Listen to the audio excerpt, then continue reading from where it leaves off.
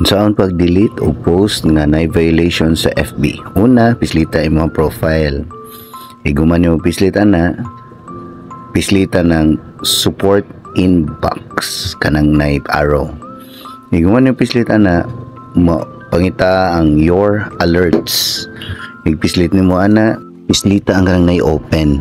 Mo na imong video nga kina-delete. Man ato, pislita na see details sa ubos. Dayon, ang man sa see details, continue lang para mo ato na sa sunod. Dayon, continue lang gihapon. Then after na, continue lang gihapon. O gani, remove video. Mo blue na ganyan ng continue, pislita ng continue. O tanan nag-delete ba imong video, i-delete na o pislita na. Dayon ning ani may tabo. So now your video was removed. Nawa na to ang video nga naay violation. Nga naon ra.